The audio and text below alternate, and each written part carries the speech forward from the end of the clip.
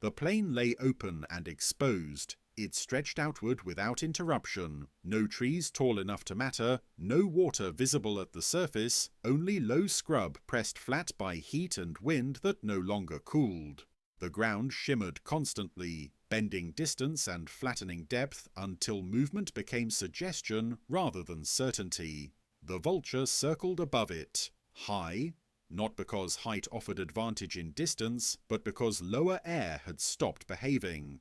Thermals that should have risen steadily instead collapsed in place, forming weak, unreliable columns that lifted for seconds before dissolving. The heat would not break. It pressed downward, compressing layers of air until nothing wanted to rise. Wings that depended on lift found resistance instead. Even the Vulture's broad span, built for hours of effortless flight, worked harder than usual to remain aloft. He adjusted constantly. Wings tilted by degrees, tail feathers spread and narrowed. Every correction was small but relentless. This was not soaring, it was maintenance. Below, the plane offered no clear signal, no fresh carcass, no gathering of birds, no movement large enough to announce collapse or failure, only scattered shapes, rocks, bushes, old bones bleached pale enough to disappear against soil. The Vulture did not descend. Descending without reason wasted energy.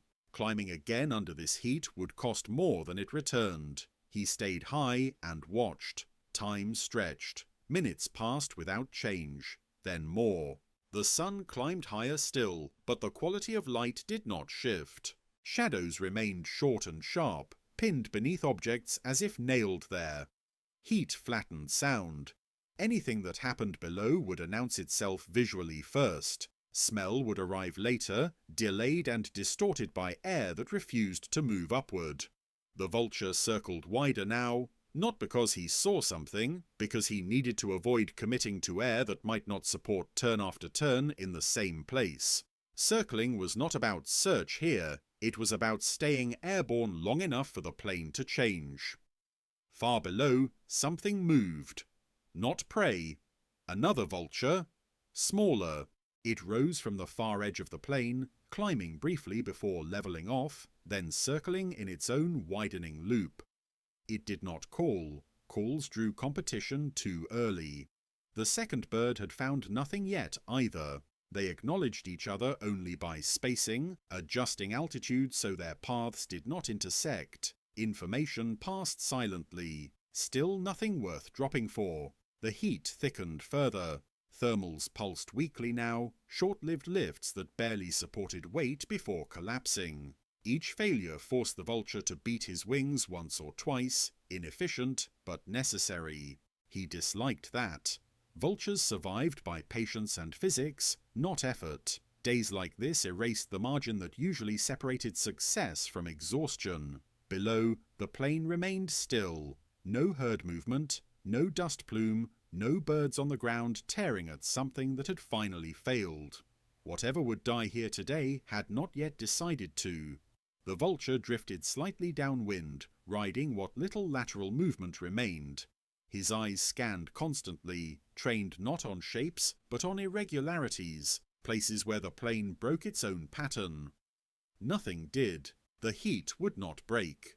And until it did, until air lifted, scent rose, or collapse announced itself, the Vulture would remain suspended between effort and waiting, circling a landscape that refused to give up information, knowing that hunger here was not a matter of finding food, but of enduring long enough for the world below to finally give in to the pressure it had been holding all day.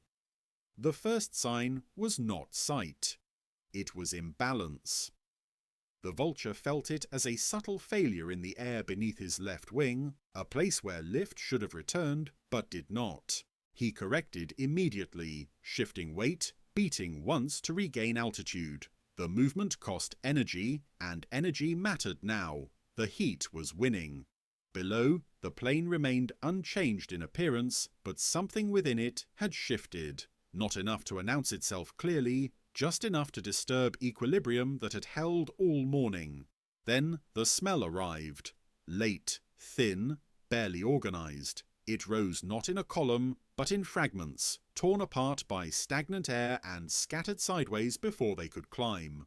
Rot, faint and incomplete, reached the vulture's nostrils without offering direction. Something had failed on the ground, but not decisively. The vulture widened his circle again, lowering slightly to test whether scent would strengthen with proximity. It did not. It flickered, present one moment, gone the next, as if the plane itself could not commit to releasing it. Another vulture responded. The smaller bird shifted course, angling subtly toward the same general area. Still no calls. Still no dive. Neither bird had enough information to justify descent. The heat punished hesitation. Thermals collapsed faster now, offering less and less lift between adjustments. Wing beats increased in frequency, not frantic, but more often than a vulture preferred. This was the risk of waiting too long.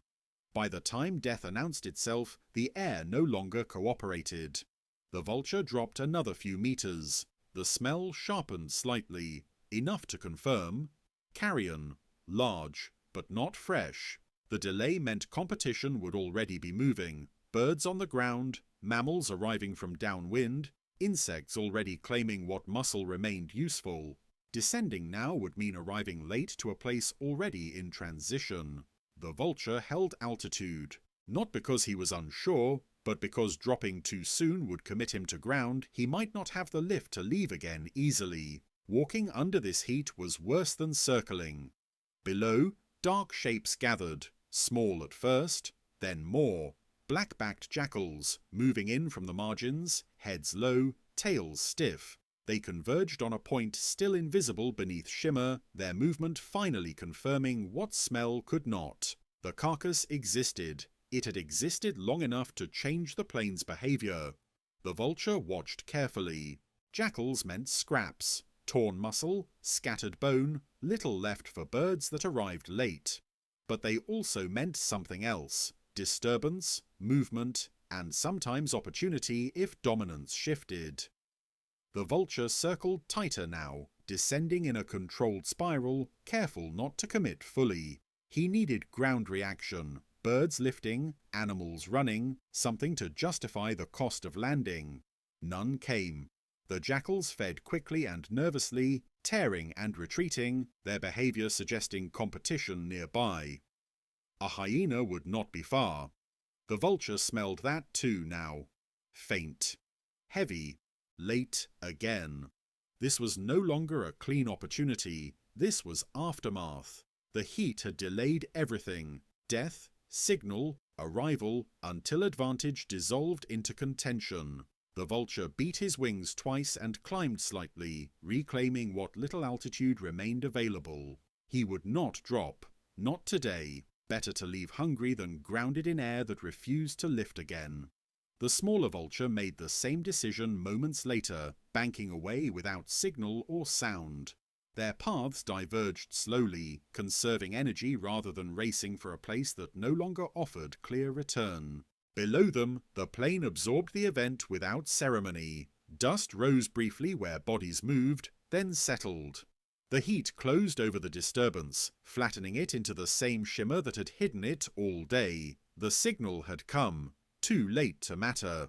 And the vulture, having read the delay correctly, turned downwind and began the long, careful drift away from the plane, not defeated, but reminded that survival here depended less on finding death than on not being trapped by the conditions that revealed it only after the cost had already risen beyond what it was worth. The smoke appeared before the sound. It rose in a narrow column at the far edge of the plain, thin and grey against the pale sky, barely visible at first through heat shimmer. The vulture noticed it immediately, not because it was dramatic, but because it did not belong. Smoke changed air. Even weak fire altered pressure, drawing movement where heat had flattened everything else. It reorganized thermals, created lift where none had existed, and carried information upward without waiting. The vulture angled toward it. Not directly, cautiously. He adjusted altitude, testing whether the smoke column offered usable lift. The air responded unevenly, pulsing upward in short bursts that required constant correction. Still, it was more than the plane had given all day. Below, the ground changed. A vehicle moved slowly along a dirt track near the smoke, barely visible beneath distortion. Its motion raised dust that mixed with smoke and rose together, thickening the column and sharpening contrast. Humans. Fire here was not wildfire, it was controlled. A burn line, perhaps, or refuse burned near a temporary camp. The fire was small, but its effect reached high. The Vulture circled wider, gaining altitude with less effort than before. Other birds noticed. A third Vulture appeared, then a fourth, each arriving from different directions, drawn not by smell, but by structure in the air.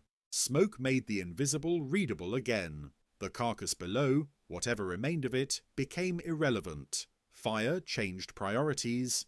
Burns flushed insects, reptiles, small mammals. They displaced prey, injured some, killed others outright. For vultures, this meant opportunity that did not depend on patience or decay, but it also meant risk. Humans did not tolerate birds landing too close. Vehicles meant disturbance. Fire meant unpredictable shifts in air that could collapse without warning. The Vulture held position. He watched the smoke's behavior rather than the ground. When the column tightened, lift improved. When it spread, turbulence followed. Timing mattered more than descent angle. Below, jackals scattered, not in panic, in recalculation. Fire erased concealment. What had been feeding ground became exposure. They moved away from the burn line, dragging scraps briefly before abandoning them. The carcass was now open, but it was still late. The Vulture descended slightly, not to land, to assess. The heat around the fire broke locally, lifting air sharply, then dropping it just as fast when flame weakened. Wing beats increased again, uneven and tiring. Another Vulture committed. It dropped toward the edge of the burn, landing awkwardly and hopping sideways as a vehicle approached, engine noise finally reaching the air. Dust surged upward, disrupting lift again. The landed bird struggled, not panicked, constrained. The Vulture watching above banked away immediately. This was no longer an opportunity. This was a trap shaped by delay. Fire had changed the plane's rules, but not in a way that favored those who arrived late. It rewarded speed and proximity, things this heat had already stolen. The Vulture climbed again, leaving the smoke column behind as it thinned and broke apart. The air returned to its earlier state, flat, resistant, unrewarding. Below, the plane resumed its shape. Smoke dissipated, vehicles moved on. Fire shrank into blackened patches that would cool and feed insects later, too late for today. The heat closed over everything once more. The Vulture turned fully downwind now, committing to departure rather than lingering indecision. He had read the signs correctly, not the presence of death, but the transformation of conditions that made arrival meaningless. The plane would offer again someday, but not today. Today, the heat had delayed information long enough to let others arrive first. Fire, machines, mammals, reshaping opportunity into risk. And the Vulture, having circled long enough to understand when waiting stopped being neutral, let the plane fall away beneath him, conserving what strength remained for a place where air would lift when it was supposed to, and where death, when it came, would still be readable before it was already claimed. The decision to leave did not feel final at first. The Vulture drifted downwind, wings held steady, allowing the plane to slide beneath him without resistance. This was not escape, it was repositioning, a way to preserve altitude and energy while keeping the option of return technically open. But the air did not change. Heat remained layered and heavy, pressing upward motion flat. Thermals weakened further as the afternoon stretched on, their brief pulses collapsing before they could support sustained lift. Each correction demanded more effort than the last. The Vulture climbed once more. Not high, just enough to test whether the boundary between usable air and dead air had shifted. It had not. The plane had settled into its final state for the day. Below, the burned patch darkened. Blackened ground absorbed heat differently now, radiating it upward in uneven waves that twisted air into turbulence rather than lift. Insects gathered briefly, then dispersed. No birds landed, nothing stayed. The carcass, whatever it had been, no longer mattered.